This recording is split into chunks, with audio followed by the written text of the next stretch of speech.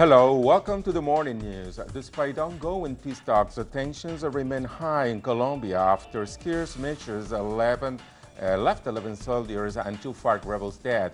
However, a spokesperson for the guerrillas said the rebels were acting in self-defense. Colombian President Juan Manuel Santos blamed the FARC for a clash in the Cauca region and ordered the resumption of airstrikes on FARC camps.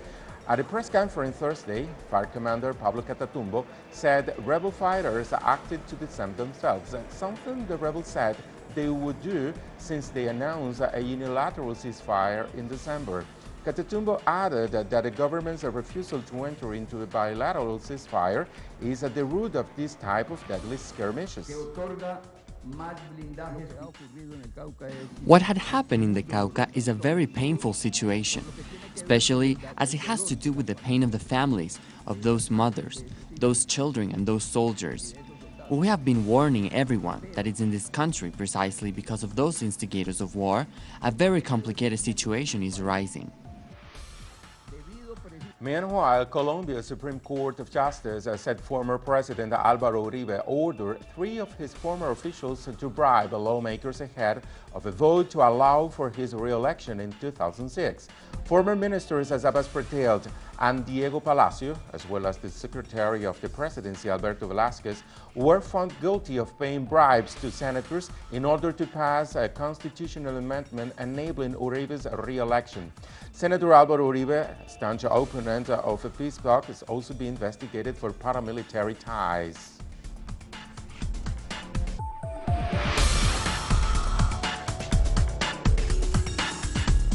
Pope Francis announced a tour in Latin America, which will begin in Ecuador. Our correspondent in Quito, Liz Sharfius, has the details. Liz? President Rafael Corrêa confirms to the press that Pope Francis will begin his first official Latin American tour in Ecuador between July 6th and 8th, visiting the cities of Guayaquil and Quito. The announcement was made at the Episcopal Conference of Ecuador, alongside maximum authorities of the Catholic Church in Ecuador. President Corrêa said it is an honor to be the first Spanish-speaking country in Latin America that the Argentinian Pope, the first Pope from Latin America, will visit on his tour. President Corrêa went on to say that Pope Francis is a breath of fresh air for the Catholic Church. 81% of Ecuadorians identify themselves as Catholic, and this is the first papal visit in Ecuador since John Paul II came to the country 30 years ago. At the press conference, citizens were urged to receive the Pope with the utmost respect and continue working to make Ecuador a society based on solidarity. President Corrêa said that details of the Pope's visit will be formally announced in May, and following Ecuador, the Pope will continue his tour in Bolivia and Paraguay. Liz Sharfius, teleSUR, Ecuador. Thank you, Liz. And the Chilean capital of Santiago was site of massive protests calling for free education and condemning a recent corruption scandal in which numerous high-level politicians are implicated. Over 150,000 answered the call by the Confederation of Chilean Students calling for free, quality education. 4 students were reportedly arrested with police who used water cannons and tear gas on protesters. President Michelle Bachelet passed reforms making education free between kindergarten and high school. A bill for free university-level education is also under discussion. However, some within Bachelet's coalition are questioning if there are funds for the initiative. Student leaders said a change is necessary, especially in light of a scandal involving business interests and campaign financing. Enough of this democracy which only serves the big businessmen, which is at the service of a select few. We want a real and participatory democracy in which social actors are really heard. Argentina's Senate approved a new legislation to nationalize all railways and boost the efficiency of the train services. Legislators also say the move will bolster the economy. From Buenos Aires, our correspondent Laureano Ponce has more. The Argentine Congress finally passed into law the nationalization of all cargo and passenger railway services last Wednesday. The draft was delivered by President Cristina Fernández on March.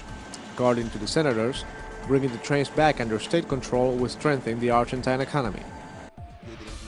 These days, Argentina has lost competitiveness because a great part of our production has to be transported by truck instead of being transported by train.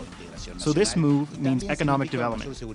While the passenger train line Sarmiento was already under state control, the new legislation renationalizes all railway infrastructure in the country. The initiative seeks to boost train transportation of cargo, which is expected to have a greater impact on the inland provinces. The political decision to renationalize the train means that many towns will be revitalized. It means regional economies will have more affordable shipping, and it will improve the quality of life for travelers. The bill was endorsed by senators for both the ruling Front for Victory and most of the opposition, receiving only 2 votes against it. We believe we have to create a federal council so the provinces can be a part of the strategy and the priorities regarding the next investment, and where those investments for the railway will be located. But anyway, we support the bill, at least those of us with the Radical Civic Union.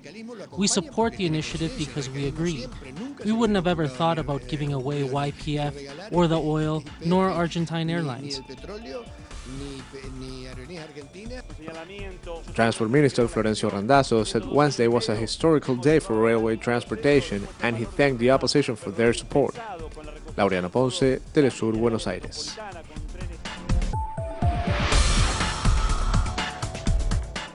Madrid's prosecutor released a former International Monetary Fund chief Rodrigo Rato, who was detained Thursday afternoon while his house was searched as part of a potential tax fraud case.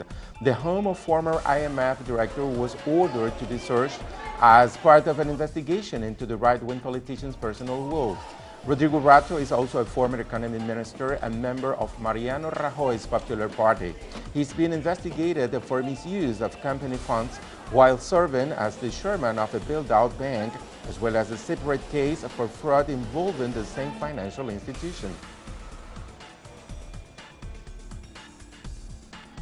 The United Nations is asking for nearly $275 million for aid to Yemen over the next 3 months. The UN also stated that 150,000 people have been displaced due to fighting and Saudi-led airstrikes on Yemeni provinces. Officials added that while health facilities had reported 767 deaths up until mid-April, this figure is almost certainly an underestimate of the number of killed. Several thousand South Africans took to the streets of Durban yesterday in response to violent anti-immigrant attacks that began last month. Xenophobic attacks erupted in the area before spreading to other parts of the country, resulting in 6 foreign residents killed. Protesters marched peacefully to the city hall despite attempts by an anti-immigrant group to disrupt the demonstrations. Some foreign residents brandished machetes, vowing to defend themselves against the attacks.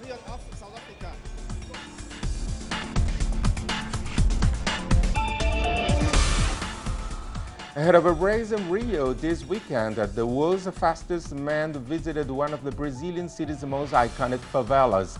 Jamaican sprint gold medalist Usain Bolt visited the Olympic Center in Mangueira Thursday ahead of a 100-meter race. Bolt interacted with locals in the neighborhood sports complex, which benefits over 30,000 people a year. After months marked by injuries, the record holder is looking to win at a World Championship in Beijing later this year. More on these on telesurtv.net/English. Thank you for watching and have a nice weekend.